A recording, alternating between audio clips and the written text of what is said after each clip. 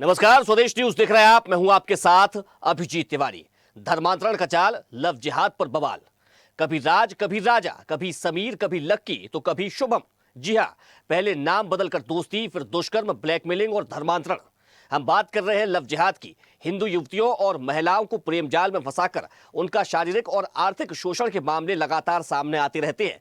सिर्फ मध्य प्रदेश ही में ही आधिकारिक आंकड़ों की बात करें तो प्रदेश में जनवरी 2020 से जुलाई 2025 तक कुल 283 मामले दर्ज किए गए हैं। उसके बाद भी लव जिहाद के मामलों में लगातार इजाफा हुआ है। सबसे ज्यादा मामले इंदौर में सामने आए हैं, जहां 74 मामले सामने आए हैं। भोपाल की बात करें तो भोपाल में 33 मामले दर्ज किए गए। मालवा निवाड़ क्षेत्र भी ऐसे मामलों का प्रमुख केंद्र बना हुआ है। कुल दर्ज मामलों में से लगभग 197 अभी भी अदालतों में लंबित है। सजा की दर काफी कम रही है। 86 फैसलों में से केवल 7 में सजा हुई है, जबकि 50 मामलों में आरोपी बरी हो गए हैं। हालांकि मध्य प्रदेश सरकार का रुख लव जिहाद और धर्मांतरण को लेकर सख्त है। मुख्यमंत्री डॉक्टर मोहन यादव ने राज्य सरकार धार्मिक स्वतंत्रता अधिनियम 2021 को और सख्त बनाने और दोषियों के लिए मृत्युदंड जैसे कड़े प्रावधान किए हैं। ऐसे मामलों में स्थानीय समुदायों और सामाजिक संगठनों का भी विरोध प्रदर्शन लगातार देखा जाता है, जिनके द्वारा आरोपियों को सख्त सजा की मांग भी की जाती है। इधर भोपाल में बढ़ते लव जिहाद के मामले पर राष्ट्रीय मानवाधिकार के सदस्य प्रियंक कानूनगो का बड़ा बयान सामने आया है, जिसमें उन्होंने कहा कि भोपाल से लखनऊ तक जिम में हिंदू और लड़कियों को टारगेट करके यौन शोषण किया जा रहा है, पहचान बदल के रेप किया जा रहा है, फिर जबरन धर्म बदलने के लिए दबाव बनाया जाता है। देश भर की बेटियों को बचाने के लिए सुधार करना आवश्यक है। तो इस पूरे मामले को लेकर जो प्रतिक्रिया आई है सामने, पहले हम आपको वो सुनवा देते, फिर चर्चा पर आगे बढ़ेंगे। तो देखिए, जो मामले सामने आ रहे हैं, पहले उसकी जानकारी देते हैं। 15 वर्षीय नाबालिग हिंदू लड़की को इमानुल ने अपना शिकार बनाया। हापुड़ के रहने वाले आविश खान को गिरफ्तार किया गया। वही जिसने राज बनकर ये पूरा खेल रचा है। तो अगर हम फरवरी 2026 के मामलों की बात करें तो हापुड़ के रहने वाले आविश खान को गिरफ्तार किया गया है, जिसने राजा बनकर एक हिंदू युवती को प्रेम जाल में फंसाया। वहीं अश्लील वीडियो बनाकर ब्लैकमेल भी किया। पुलिस को मोबाइल से 40 से ज्यादा युवतियों के वीडियो मिले हैं। और बता दें कि ऐसे तमाम सारे मामले लगातार सामने आते रहे। देश भर से ऐसे मामले सामने आते रहे, जिसमें कहीं नाम बदलकर पहचान छिपाई गई। पुलिस ने 24 घंटे के भीतर ऐसे आरोपियों को गिरफ्तार भी किया गया है। तो आरोपी को गिरफ्तार कर पॉक्सो एक्ट के तहत मामला दर्ज किया गया है। जिन नाबालिग बच्चियों को इस जाल में फंसाया गया, तो ओसाफ अली खान ने एक स्कूली छात्र का यौन शोषण किया। वीडियो वायरल करने की धमकी देकर उससे पैसे भी वसूले गए। अगर भोपाल की बात करें तो भोपाल के शाहजहानाबाद में जनवरी 2026 समीर नामक युवक ने लकी बनकर युवती को नशीला पदार्थ खिलाकर उसके साथ दुष्कर्म किया और वीडियो के जरिए कई सालों तक ब्लैकमेल किया।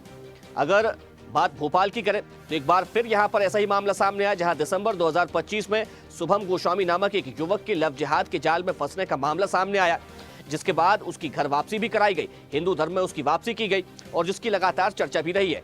अब बात इंदौर की करते हैं, जहां पर तिलक नगर इलाके में भी ऐसा ही मामला सामने आया था। तो इस मामले को लेकर जो प्रतिक्रिया आई है, पहले आपको वो सुनवा देते, फिर चर्चा पर आगे बढ़ेंगे। सांप्रदायिक लैंगिक अपराध, कम्युनल जेंडर क्राइम होना अब कोई नई बात नहीं, लेकिन जिस तरीके का रवैया समाज का और पुलिस का इन क्रिमिनल्स के प्रति है, उसके कारण ये अपराध नहीं रुक रहे। मैं यहाँ बड़ी जिम्मेदारी से कहना चाहूँगा, मेरे पास पुराने मामलों में विक्टिम्स ने अपराधियों का नाम ले लेकर शिकायत की है, लेकिन भोपाल की पुलिस को किन कर्तव्य मूर्ता की पराकाष्ठा है कि शारिक मछली जैसे अपराधियों के नाम पर एफआईआर लिखने में इनके हाथ कांपते हैं। ये एफआईआर करने राजी नहीं है। जब अपराधियों को इस तरीके से खुला छोड़ा जाएगा, तब अपराध को काबू करना मुश्किल है।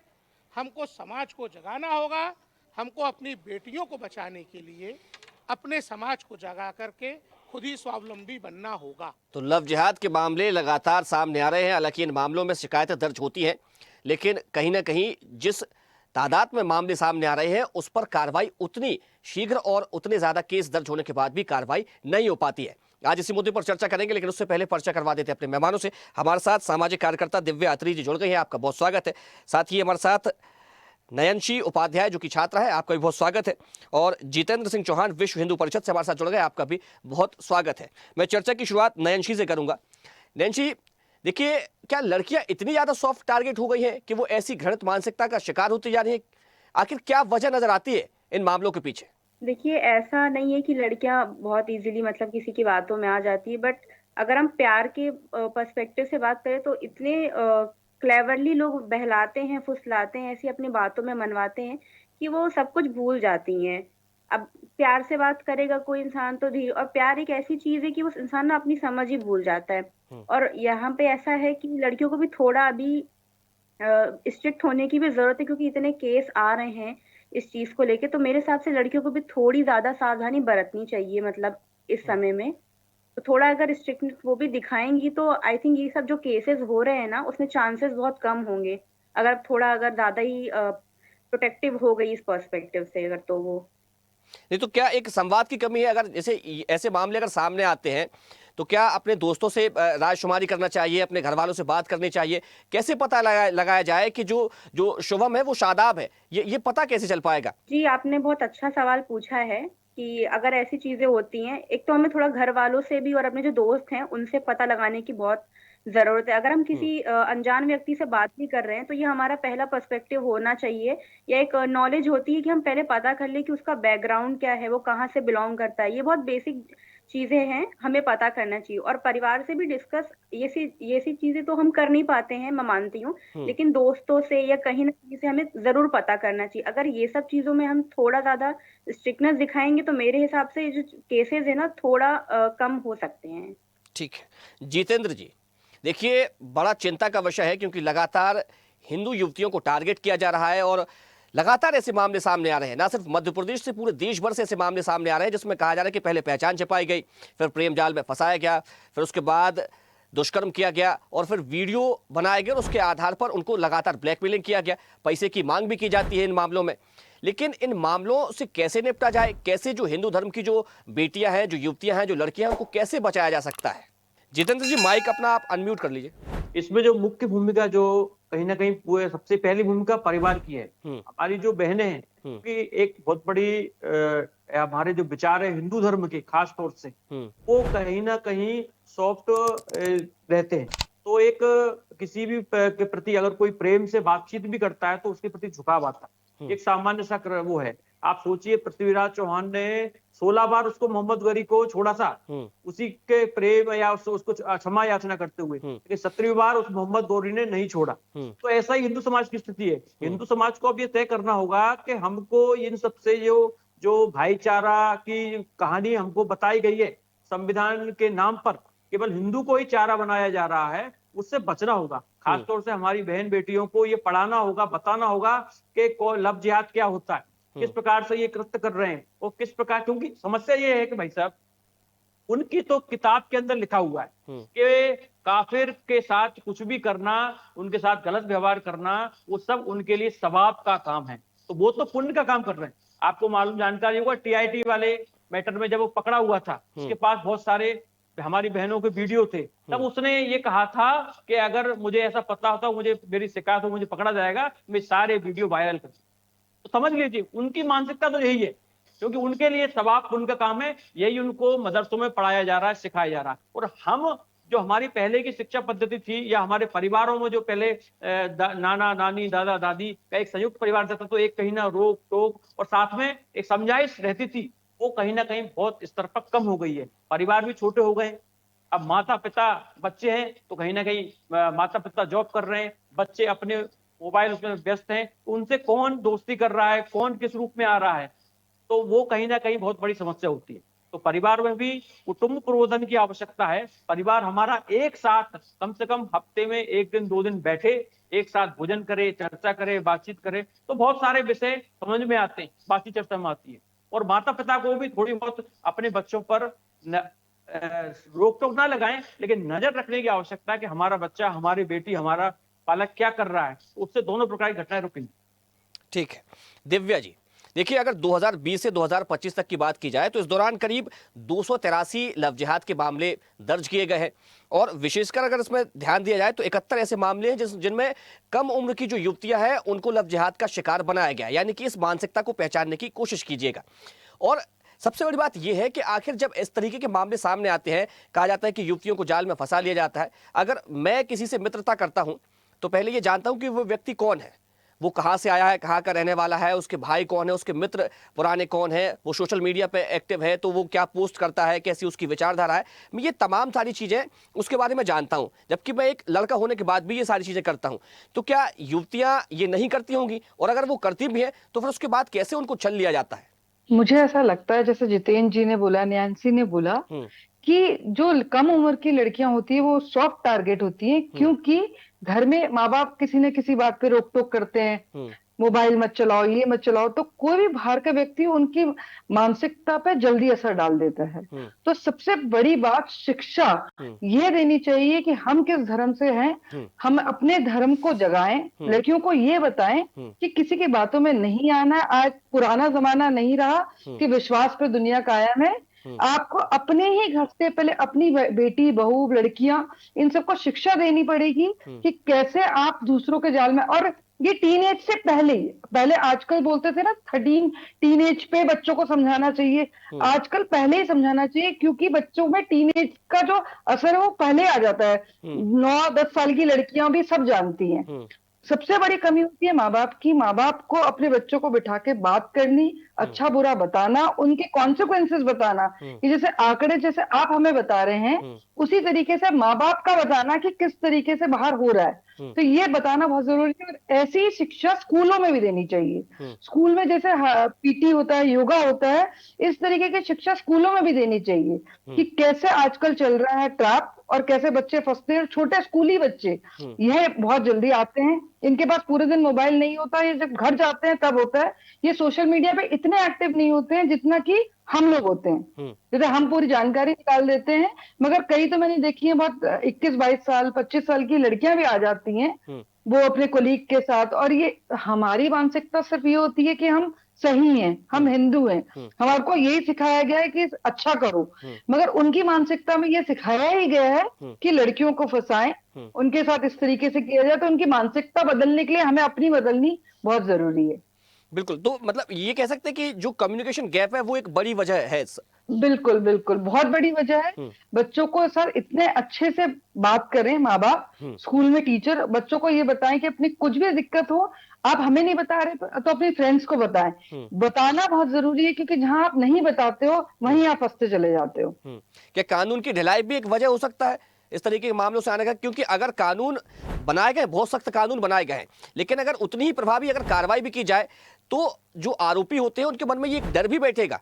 क्या ये भी लगता है? बिल्कुल बिल्कुल, ये मैं इस बात से बिल्कुल सहमत हूँ। जब इतने सारे केस पकड़े जाते हैं, इतने सारे दर्ज होते हैं, सजा बहुत कम लोगों को होती है, बरी सब हो जाते हैं। तो ऐसा क्यों? जो बरी होते हैं उनको कानून का डर खत्म हो जाता है कि हमने ये सब कुछ किया फिर भी हम खुला घूम रहे, तो उनसे इंस्पायर और लोग होते हैं। तो कानून सख्त होना चाहिए इस मामले में, ताकि जो भी पकड़ा जाए उससे 20 लोग डरे कि आगे से हमें ये नहीं करना है। कानून की भी बहुत बड़ी इसमें ढिलाई कह सकते हैं कि ये नहीं होना चाहिए।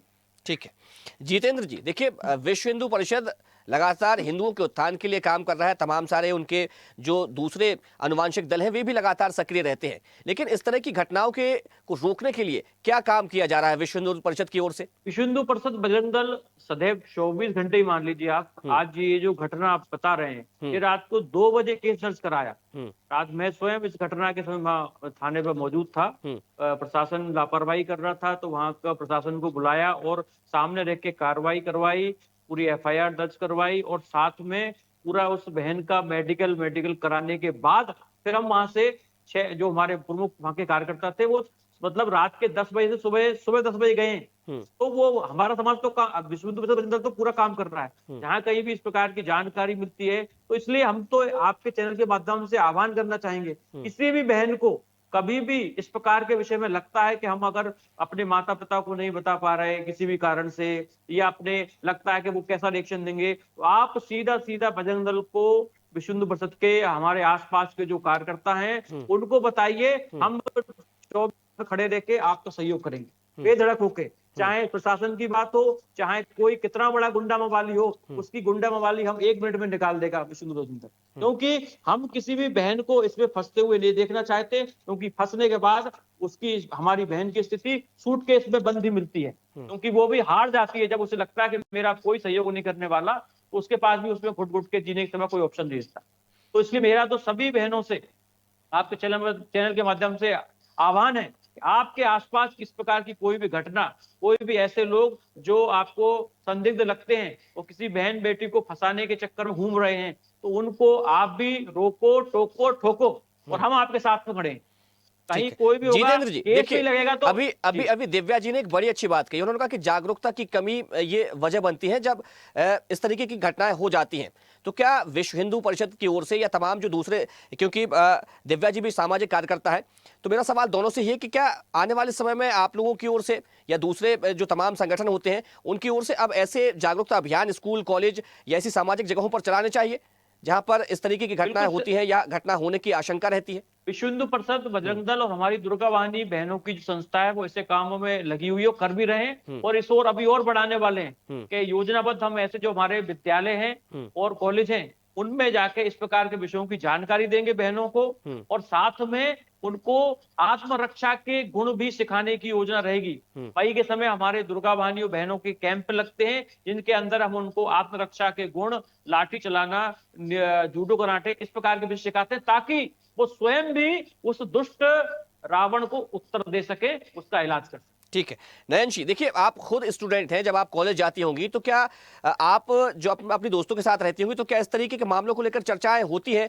और अगर होती हैं तो क्या फिर वो मैसेज दूर तक कन्वे किया जाता है कि इन मामलों से हमें बचना है, हमारे जो दोस्त है वो ऐसे मामलों में ना फंस जाएं? जी, आपका सवाल जो है इस पे हम लोग डिस्कस करते हैं, ऐसा नहीं है, क्योंकि अब न्यूज़ चैनल में और हर जगह ऐसे केसेस आते हैं तो हर जगह से पता चलता है, और हर केसेस को हम डिस्कस करते हैं कि कितना क्या हो रहा है, कैसे हमें सावधान, जैसे अभी दिव्या जी ने भी कहा कि अगर हम डिस्कस करते हैं दोस्तों से, किसी का भी होता है, तो हमें क्या पता चलता है कि कैसे हम चीजें करेंगे, कैसे वो कम हो सकता है। अगर कोई किसी से बात भी कर रहा है तो ये पहली चीज होती है कि बैकग्राउंड का पता करना, या कोई अगर पर्सन से बात कर रहा है, दोस्ती करना चाह रहा है किसी भी सोशल मीडिया के प्लेटफॉर्म के थ्रू, तो ये हमारी रिस्पॉन्सिबिलिटी भी होती है कि हम अच्छे से जान ले कि वो क्या पर्सन है, और ये हमारी जिम्मेदारी भी है कि हम लोगों को बताएं भी इस बारे में, अगर डिस्कस करें कि हाँ आप इस चीज से बचिए, तो बिल्कुल मेरे हिसाब से हर पर्सन को करना चाहिए। जैसे अभी दिव्या जी ने कहा कि दोस्त से करिए, कुछ हमें प्रोग्राम्स भी मेरे हिसाब से रन करने चाहिए, क्योंकि कई लड़कियों को पता नहीं होता है, वो डर जाती हैं, वो छिपाती हैं इस चीज को कि कोई पता ना कर ले या कुछ हो। तो अगर हम प्यार से बात करेंगे, कुछ ऐसे प्रोग्राम्स भी रन करेंगे, तो ये जो केसेस है ना वो बहुत कम होंगे। लेकिन नैन्सी कई मामले ऐसे भी सामने आते हैं, कहा जाता है कि 1-1 साल तक, 2-2 साल तक लोग रिलेशन में रहते हैं, 8 साल तक करीब रहते हैं, फिर पता चलता है कि जो व्यक्ति था उसने पहचान छिपाई थी। कैसे संभव है कि 8 साल तक किसी व्यक्ति के साथ रहने के बावजूद भी आपको उसकी पहचान के बारे में पता ना चल सके? जी देखिए, ये तो बहुत ही प्रैक्टिकली है। इसमें अगर हम कहें तो एक आंसर आएगा कि हो सकता है नहीं पता चला, दूसरा होगा कि वो जान नहीं पाए, क्योंकि हो सकता है जो सामने वाला इंसान वो बहुत एक्सपर्ट हो इस चीज में कि वो अपने जितने भी जो आजू बाजू के जो लोग भी हैं वो इतनी क्लेवर तरीके से सब ने करके रखा है कि हो सकता है लोगों को भी पता ना हो। लेकिन अब आप 8 साल से किसी इंसान के साथ रह रहे हैं और आपने नहीं पता, तो थोड़ा तो आपको अपनी भी समझदारी दिखानी चाहिए। हम इस डिजिटलाइज्ड वर्ल्ड में हैं, सब कुछ इतना खतरनाक हो रहा है धीरे धीरे करके। अगर हम थोड़ा भी इन सब चीजों को ध्यान में रखें तो मेरे हिसाब से सब पता चल सकता है। पहले की बात अलग थी, बट अगर आज के समय की बात करें तो हम पता कर सकते हैं, कहीं ना कहीं से बहुत सारी चीजें पता लग ही जाती है। ठीक है, चाहे वो अब 8 साल का हो।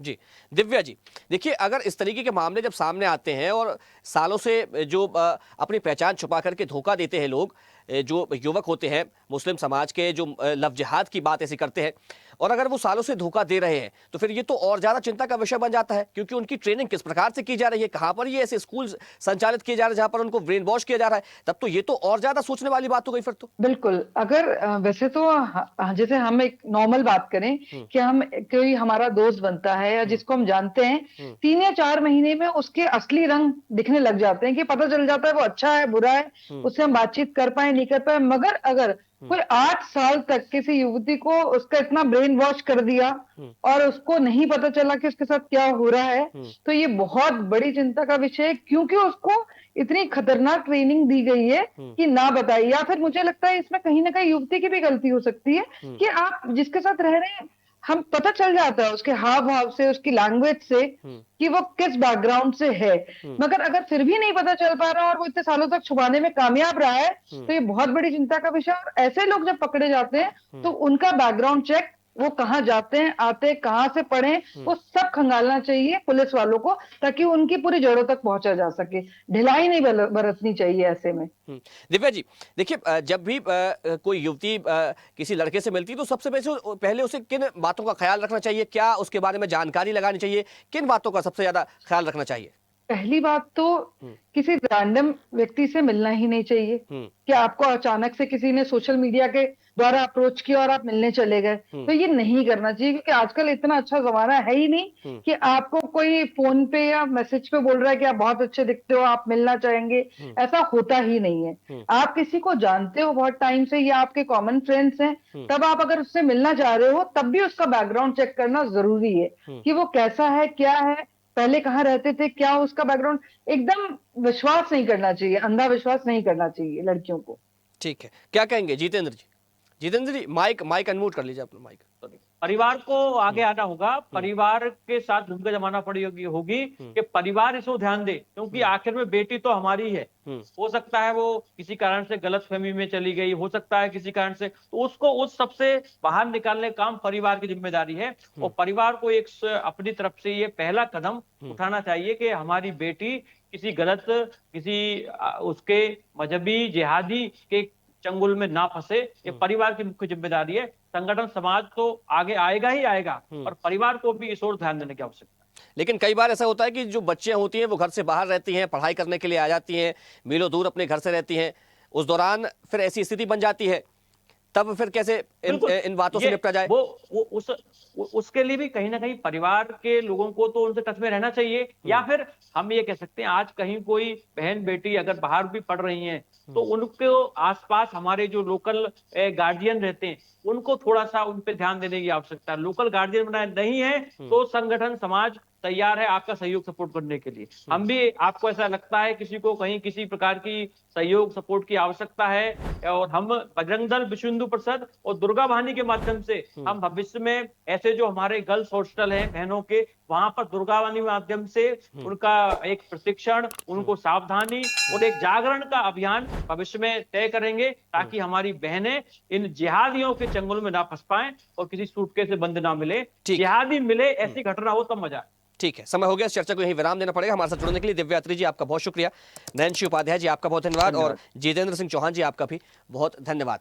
मध्य प्रदेश में लगातार हिंदू युवतियों को लव जिहाद का शिकार बनाया जा रहा है। एक और घटना राजधानी भोपाल से भी सामने आई है, और ना सिर्फ राजधानी भोपाल से बल्कि देश भर से ऐसी घटनाएं सामने आ रही हैं जहां पर स्कूल की छात्राओं को, कॉलेज की छात्राओं को मुस्लिम युवक नाम बदल करके लव जिहाद के झांसे में फंसाते हैं, फिर उनको ब्लैकमेल करते हैं, दुष्कर्म की वारदातों को अंजाम दिया जा रहा है। हालांकि इस पूरे मामले को लेकर प्रशासन पूरी तरह से सतर्क है, पुलिस की ओर से कार्रवाई भी की जा रही है, और मध्य प्रदेश में विशेष कानून भी इसको लेकर बनाया गया है। फिलहाल चर्चा में इतना ही। देखते रहिए स्वदेश न्यूज, सबसे पहले देश।